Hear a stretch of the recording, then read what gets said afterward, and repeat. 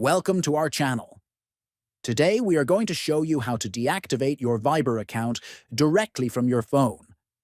If you no longer want to use Viber or want to remove your account for privacy reasons, this video will guide you through the process, clearly and safely. First, open the Viber app on your phone. Once the app is open, look at the bottom right corner and tap on More. Next, scroll through the menu and tap on Settings to access your account settings. Then, in the Settings menu, locate and select Account.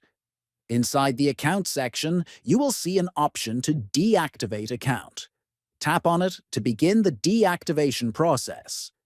After that, you need to enter your phone number associated with your Viber account.